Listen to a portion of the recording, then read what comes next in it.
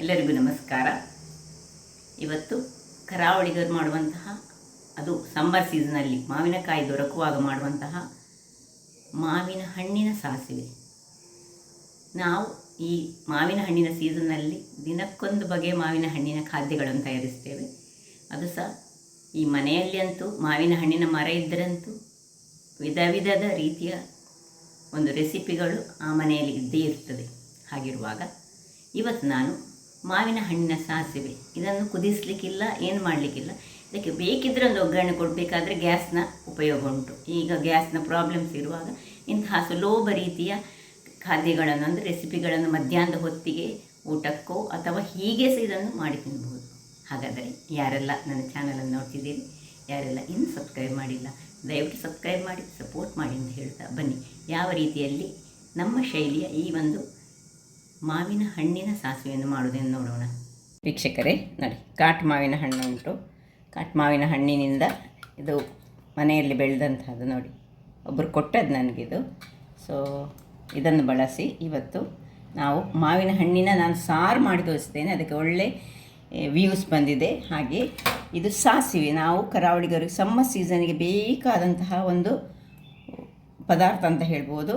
ಇದನ್ನು ಹೆಚ್ಚಾಗಿ ಈ ಮಾವಿನ ಹಣ್ಣಿನ ಸೀಸನಲ್ಲಿ ನಾವು ಕರಾವಳಿಗರು ಮಾಡ್ತೇವೆ.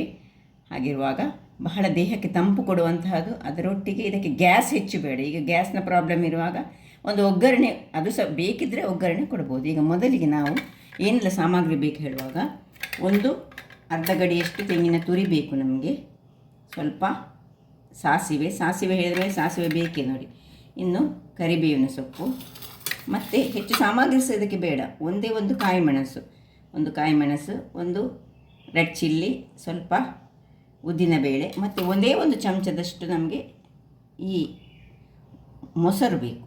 ಇದು ಆಪ್ಷನಲ್, ಬೇಕಿದ್ದರೆ ಹಾಕ್ಕೊಳ್ಬೋದು. ಕೆಲವರು ಇದನ್ನು ಹಾಕ್ಕೊಳ್ಳೋದಿಲ್ಲ, ಹಾಕಿದರೆ ಬಹಳ ರುಚಿಯಾಗಿ ಬರ್ತದೆ. ಹಾಕಿದರೆ ಅದನ್ನು ಕೂಡಲೇ ಮಧ್ಯಾಹ್ನದೊಳಗೆ ಖಾಲಿ ಮಾಡಬೇಕು ಮೊಸರು ಹಾಕಿದರೆ. ಈಗ ಮೊದಲಿಗೆ ಇದರ ಸಿಪ್ಪೆಯನ್ನು ತೆಗೆದುಕೊಳ್ಳೋಣ. ಚೆನ್ನಾಗಿ ತೊಳೆದಾಗಿದ್ದು, ತೊಳೆದ ಮೇಲೆ ನೋಡಿ ಚೆನ್ನಾಗಿ ಒಂದೊಂದು ಹೀಗೆ ಸಿಪ್ಪೆಯನ್ನು ಜಾರಿಸ್ಕೊಳ್ಳೋಣ. ಅದನ್ನು ನೋಡಿಕೊಳ್ಬೇಕು, ಇದರಲ್ಲಿ ಗಿಳಗಳಿರ್ತದೆ. ಕಾಟು ಮಾವಿನ ಹಣ್ಣಲ್ಲಿ ಕೆಲವರಲ್ಲಿ ಹುಳಗಳಿರ್ತದೆ ನೋಡಿ. ಈ ರೀತಿಯಾಗಿ ಸಿಪ್ಪೆ ಒಂದೊಂದಾಗಿ ಎಲ್ಲವನ್ನು ತೆಗೆದುಕೊಳ್ತೇನೆ ನಾನು.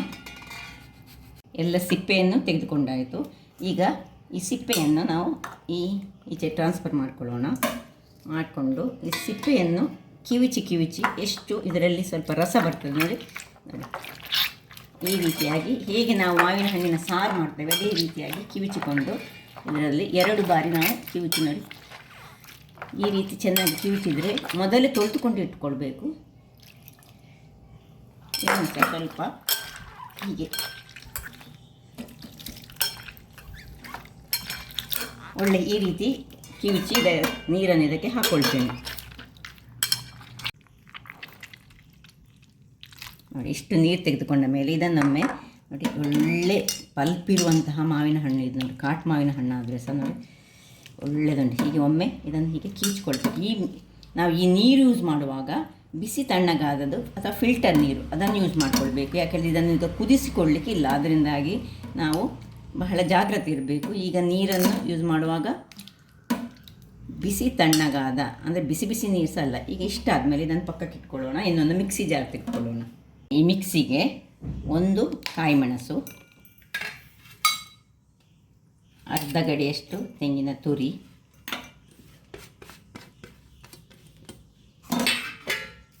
ಈ ಒಂದು ಚಮಚದಲ್ಲಿ 3/4 ಚಮಚದಷ್ಟು ಸಾಸಿವೆ ಇದಕ್ಕೆ ಹಾಕ್ಕೊಳ್ಳಿಕ್ಕುಂಟು. ತುಂಬ ಸಾಸಿವೆ ಸಹ ಬೇಡ, 3/4 ಚಮಚ ಸಾಸಿವೆ. ಇಷ್ಟನ್ನು ಹಾಕಿ ಬಿಸಿ ತಣ್ಣಗಾದ ನೀರೇ ಈಗ ಯೂಸ್ ಮಾಡ್ಕೊಳ್ಬೇಕು ನಾವು. ಬಿಸಿ ತಣ್ಣಗಾದ ನೀರನ್ನು ಹಾಕಿ ಇದರದೊಂದು ಒಳ್ಳೆ ಫೈನಾದ ಪೇಸ್ಟ್ ಮಾಡ್ಕೊಳ್ಳೋಣ. ವೀಕ್ಷಕರೇ ನೋಡಿ, ಒಳ್ಳೆ ಗ್ರೈಂಡ್ ಆಗಿ ಬಂತು ನೋಡಿ. ಚೆನ್ನಾಗಿ ಸ್ವಲ್ಪ ಆದಷ್ಟು ಗ್ರೈಂಡ್ ಮಾಡಿಕೊಳ್ಬೇಕು. ಈಗ ಇದನ್ನು ಇದಕ್ಕೆ ಸೇರಿಸ್ಕೊಳ್ಳೋಣ. ಈಗ ಇಲ್ಲಿ ಉಪ್ಪು, ಇಲ್ಲಿ ಗ್ರೈಂಡ್ ಮಾಡುವಾಗ ಉಪ್ಪು ಹಾಕ್ಕೊಳ್ಬೋದು ಅಥವಾ ಈಗ ಹಾಕಿದರೆ ಸಾಕ್ತದೆ. ಉಪ್ಪಿನ ಕಲ್ಲುಪ್ಪು ಹಾಕೋದಾದರೆ ಮೊದಲಿಗೆ ಹಾಕೊಳ್ಳಿ. ಇದು ನಾನು ಹಿಮಾಲಯ ಪಿಂಕ್ ಸಾಲ್ಟ್ ಯೂಸ್ ಮಾಡ್ತಿದ್ದೇನೆ, ಅದರಿಂದಾಗಿ ಈಗ ಹಾಕ್ತಾಯಿದ್ದೇನೆ. ಈ ಹಸಿಯನ್ನೆಲ್ಲ ಮಾಡುವಾಗ ಸ್ವಲ್ಪ ಬ್ಲ್ಯಾಕ್ ಸಾಲ್ಟ್ ಅಥವಾ ಹಸಿ ಇದು ಈ ಪಿಂಕ್ ಸಾಲ್ಟ್ ಯಾವುದನ್ನಾದರೂ ಹಾಕಿದರೆ ಸ್ವಲ್ಪ ಉತ್ತಮ ಅಂತ ಹೇಳ್ತಾರೆ. ಕಲ್ಲುಪ್ಪು ಸಹ ಭಾರಿ ಒಳ್ಳೆಯದೇ. ಹೆಚ್ಚಾಗಿ ನಾನು ಯೂಸ್ ಮಾಡೋದು ಹೆಚ್ಚು ಕಲ್ಲುಪ್ಪನ್ನೇ ಯೂಸ್ ಮಾಡೋದು. ಇನ್ನು ಇದಕ್ಕೆ ಇದನ್ನು ಸ್ವಲ್ಪ ಹೀಗೆ ಒಂದು ಪಿಂಚ್ ಆಫ್ ಹಳದಿಗೆ ಹಾಕ್ಕೊಳ್ತಿದ್ದೇನೆ ನಾನು ಇದಕ್ಕೆ. ಅದು ಆಪ್ಷನಲ್, ಬೇಕಿದ್ದರೆ ಹಾಕ್ಕೊಳ್ಬೋದು. ಏನಾದರೂ ಟರ್ಮರಿಕ್ ಒಂದು ಅತ್ಯಂತ ಆರೋಗ್ಯಭರಿತವಾದ ಅಂಶವನ್ನು ಹೊಂದಿರುವಂತಹದ್ದು. ಸೊ ಇದಾಯಿತು ನೋಡಿ, ಇದು ಒಳ್ಳೆ ಕಲಸ್ಕೊಳ್ಳೋಣ. ಇನ್ನೀಗ ಈ ಉಪ್ಪು ಎಲ್ಲ ಒಂಚೂರು ನೋಡ್ಕೊಳ್ಳೋಣ. ಉಪ್ಪು ಕರೆಕ್ಟಾಗಿ ಬಂತು. ಖಾರ ಸಹ ಒಂದೇ ಮೆಣಸು ಹಾಕಿದ್ರಿಂದಾಗಿ ಖಾರ ಉಂಟು. ಒಂದು ಪಿಂಚ್ ಆಫ್ ಹಳದಿಯನ್ನು ಹಾಕ್ಕೊಳ್ತಿದ್ದೇನೆ ನಾನೀಗ. ನೋಡಿ, ಸ್ವಲ್ಪ ಪಿಂಚ್ ಆಫ್ ಹಳದಿಯನ್ನು ಹಾಕಬೇಕು, ಜಾಸ್ತಿ ಸಹ ಹಾಕ್ಕೊಳ್ಬಾರ್ದು. ಹಾಕ್ಕೊಂಡು ಅದು ಕಲ್ಲರ್ ಕೊಡ್ತದೆ, ಅದು ಕಲ್ಲರನ್ನು ಸಹ ಅದಕ್ಕೋಸ್ಕರ ಹಾಕ್ಕೊಳ್ಳೋದು. ಹೀಗೆ ಕಿವುಚಿಕೊಂಡು ಇನ್ನು ಒಗ್ಗರಣೆ ಒಂದು ಕಾವಲಿಯನ್ನು ಇಟ್ಕೊಂಡಿದ್ದೇನೆ. ಈಗ ಇದಕ್ಕೆ ಬಣಾಲೆ ನಾಟು ಕಾವಲಿ ಒಂದೇ ಚಮಚ ಸಾಕು, ಒಂದೇ ಚಮಚದಷ್ಟು ಎಣ್ಣೆ ಸಾಕು. ಇನ್ನು ಎಣ್ಣೆಯೊಟ್ಟಿಗೆ ಉದ್ದಿನ ಬೇಳೆ ಚೂರು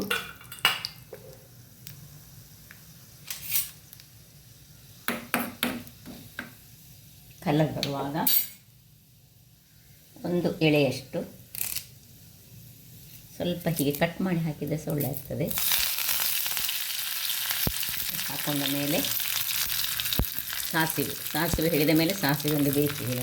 ಒಗ್ಗರಣೆ ಹಿಡಿದ ಮೇಲೆ ಸಾಸಿವೆ, ಇನ್ನು ಕೆಂಪು ಮೆಣಸು ಇಷ್ಟನ್ನು ಹಾಕ್ಕೊಂಡು ಸಾಕು. ಆಫ್ ಮಾಡಿಕೊಂಡು ಇದನ್ನು ಇದು ಆಪ್ಷನಲ್, ಬೇಕಿದ್ರೆ ಹಾಕ್ಕೊಳ್ಬೋದು. ಇದು ಹಾಕದೆ ಸಾಕದೆ, ಹಾಕಿದರೆ ಒಗ್ಗರಣೆ ಒಂದು ಬಿದ್ದ ಕೂಡಲೇ ಯಾವುದೇ ಒಂದು ಪದಾರ್ಥ ಚೆನ್ನಾಗಿ ಬರ್ತದೆ. ರೆಡಿ ಆಯಿತು ನೋಡಿದರೆ ಅದು ವೀಕ್ಷಕರೇ.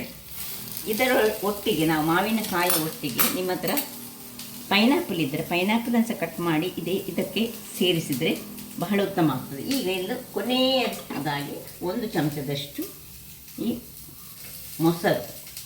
ಮೊಸರು ನಮಗೆ ಇದು ಸಹ ಆಪ್ಷನಲ್. ಮೊಸರು ಮತ್ತು ಹಳದಿ ಆಪ್ಷನಲ್ಲು, ಬೇಕಿದ್ದರೆ ಹಾಕ್ಕೊಳ್ಬೋದು. ನೋಡಿ, ಒಂದು ಚಮಚದಷ್ಟು ಮೊಸರನ್ನು ನಾನು ಇದಕ್ಕೆ ಹಾಕ್ಕೊಂಡು, ಅದು ಹುಳಿ ನಮಗೆ ಈ ಮಾವಿನಕಾಯಿ ಹುಳಿ ಅಂಶವನ್ನು ತುಂಬ ಹೊಂದಿದರೆ ಮಾವಿನ ಹಣ್ಣು ಅಗತ್ಯ ಇಲ್ಲ. ಸ್ವಲ್ಪ ಕಮ್ಮಿ ಹುಳಿ ಇದ್ದರೆ, ನನ್ನದು ಸ್ವಲ್ಪ ಇದು ಹುಳಿ ಉಂಟು, ಅದಕ್ಕೋಸ್ಕರ ಒಂದೇ ಚಮಚದಷ್ಟು ಹಾಕ್ಕೊಂಡಿದ್ದೇನೆ.